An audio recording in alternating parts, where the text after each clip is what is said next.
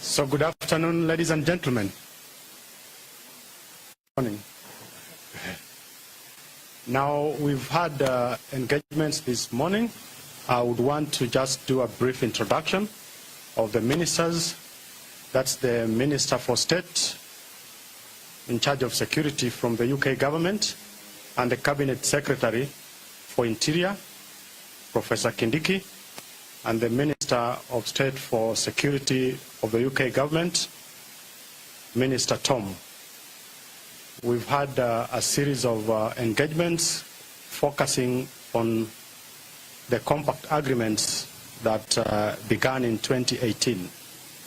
Allow me to invite the Cabinet Secretary for Interior and National Administration, Professor Kindiki, to take us through the rest of the session.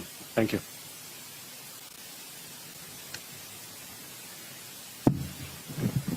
Thank you, Raymond. Good afternoon, ladies and gentlemen. As you've been informed, this morning, my colleague, Minister Tom, and I, and our teams from Kenya and the United Kingdom have had a full morning engagement, and the purpose of our engagement today was to review the now ongoing security compact arrangement between Kenya and the United Kingdom, which has defined our areas of cooperation in the matters of the security of our two countries. This arrangement began sometimes back in 2015, was refreshed in 2018, and we've just signed off a new phase to allow Kenya and the United Kingdom to continue collaborating in the fight against terrorism, in the fight against cybercrime, in the fight against organized transboundary crime, including, but not limited to, trafficking in persons, and also illicit financial flows, and a wide array of cooperation to ensure that our criminal justice system is able to help the country to be stable and safe for all our citizens and all other people who are lawfully in our country. I am happy, therefore, to confirm that we have signed a renewal of the joint security compact between Kenya and the United Kingdom. I want also to confirm that we have looked at possibly expanding the areas of cooperation under the compact, and one of the things that is an outcome of what we have just signed off is that we have identified the need to strengthen the flow of illicit financial activities and to be able to rein in on money laundering and the financing of terrorism and other illegal activities. Other than that, we have also signed a letter of intent for cooperation between Kenya and the United Kingdom in information sharing with regard to maritime security. And therefore, going forward, our teams will be finalizing on the action plan so that our two countries can collaborate in enhancing maritime security by sharing information and learning from the experiences of each other. Other than that, we have also been able to sign off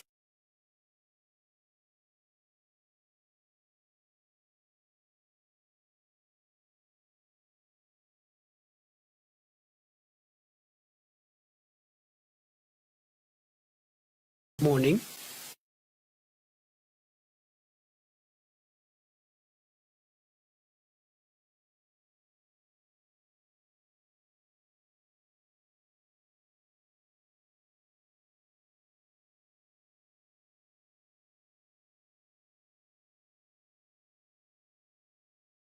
approach will be to continue strengthening the ordinary day-to-day policing activities, but at the same time, we want to continually develop the capacity of our tactical specialized units within the National Police Service that help us to combat, to detect, and also combat complicated and sophisticated criminal activities, including the cattle rustling and banditry, terrorism, and also money laundering.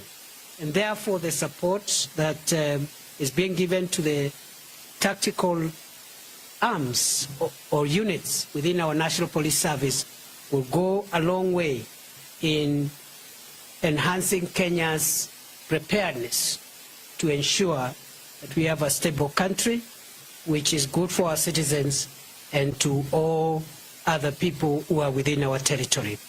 I also want to make 2-3 other remarks before I invite my counterpart to make his remarks.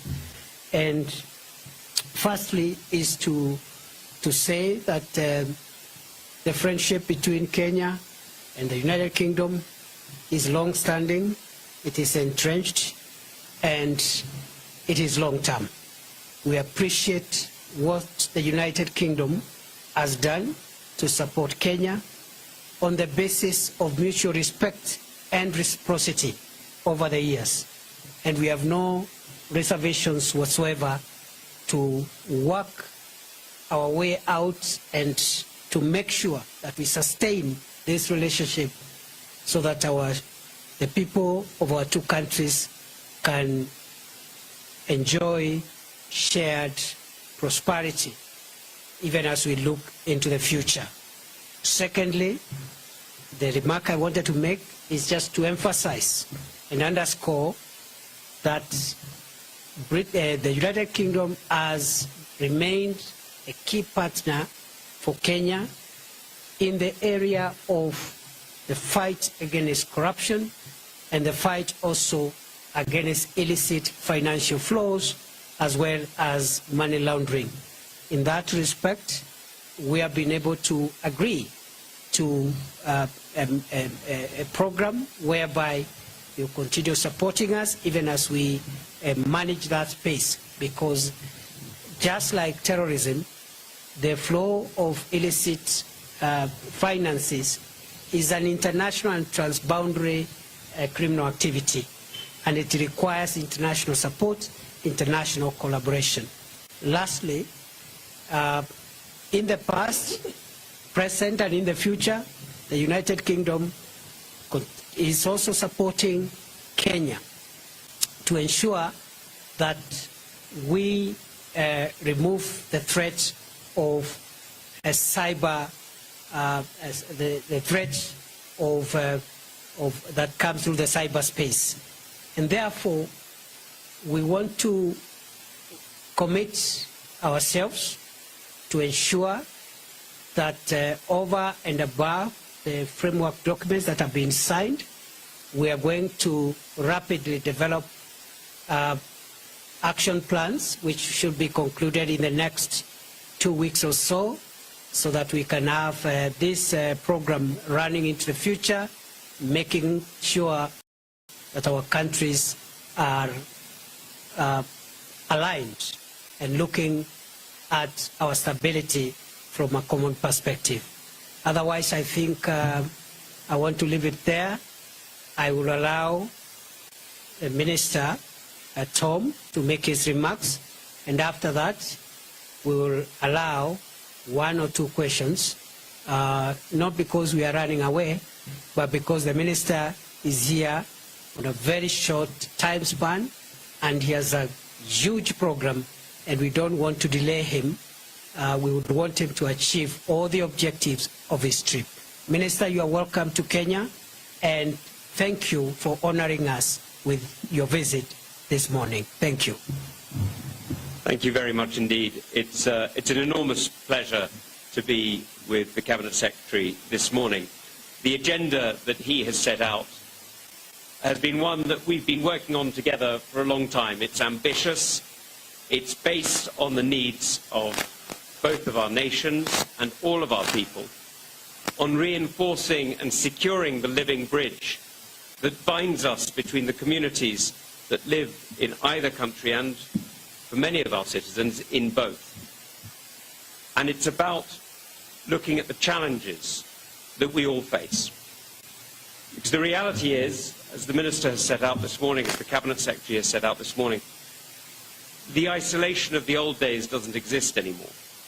The challenges that face the region at sea, on land, in cyberspace, challenge us both and challenge us together. And so working together is the only way to secure the British people, just as it's the only way to secure the Kenyan people. So this partnership, building on a long and deep history of friendship, is exactly what we need to be doing together. And I'm very proud to have a friend in Professor Kindiki, who is showing the leadership in fighting money laundering, corruption, terrorism and state threats, all together and all united. If I may, I'm going to use this opportunity as well to say thank you publicly to the Kenyan people for the participation of Kenyan troops in the coronation parade this weekend. It meant an awful lot to the King, and the Prime Minister mentioned it to me particularly, that seeing troops from Kenya there was a reminder of the depth of the partnership and the importance of the friendship. And it was very touching. So to you, my friend, thank you. It's a great pleasure to see them and to welcome them.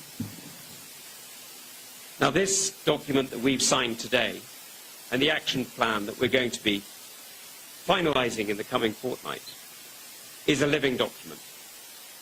Because just as our nations have evolved and changed, just as the opportunities for our people have developed, sadly too, the threats have changed too. And they will continue to change. And so what we've done today is we've laid the seed for a foundation that will grow in strength. And it will do 2 things. It will defend the British people, of course. That is why I'm here. And it will defend the Kenyan people. That is why you're here. But it will do one more thing. It will deepen Kenya's role as a regional power. And it will expand Kenya's voice as a global siren for what matters in this world. So thank you very much, Cabinet Secretary, for your welcome and for your friendship. It's a privilege to be here. Thank you. Any questions? So you're good.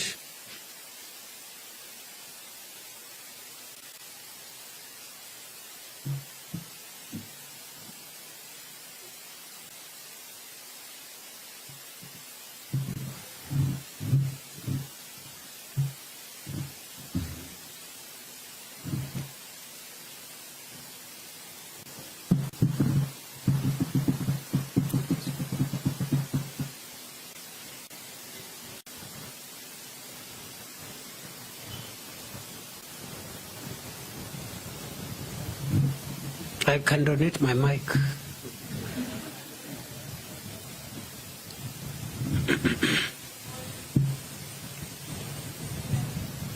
Yes. Okay, my name is Leposo from Sky News. So one of the sticking points on the renewal of the security pact between the Kenya and the UK from the Kenya Parliament was in regard to the Agnes Wanjiru murder. And so I just wanted to find out what has been the progress on the investigations of the murder of Agnes Wanjiru allegedly by a British soldier. I think that matter has not been the subject of our today's discussion. Maybe it has been the subject of discussion elsewhere and in another arrangement which has already been approved by Parliament. But all I can say for now is Kenya and the United Kingdom are cooperating to ensure that justice is done in that matter, because neither Kenya nor the United Kingdom condones injustice or impunity.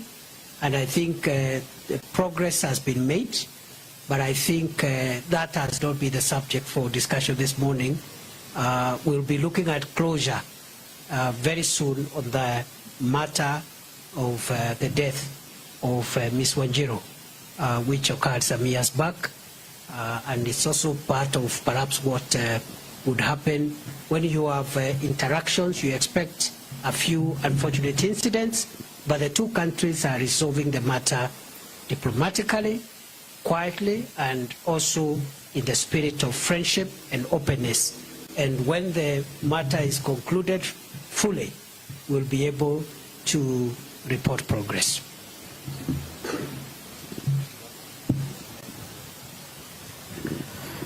My name is Hassan Mugambi from Citizen TV. Of the agreed upon pointers, what is the implementation time frame? Minister? Well, may I just start by saying some of it has already started.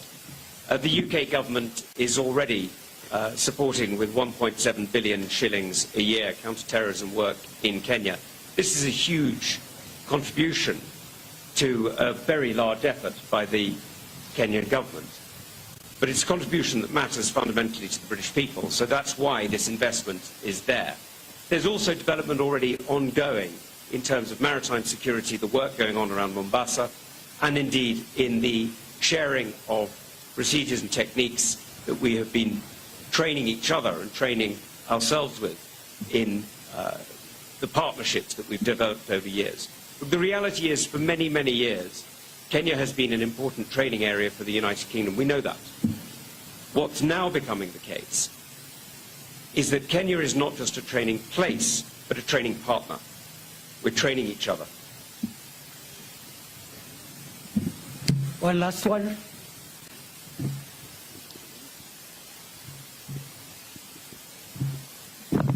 Thank you very much, and thanks for coming. God bless Kenya, God bless the United Kingdom. Thank you very much. Thank you, everybody.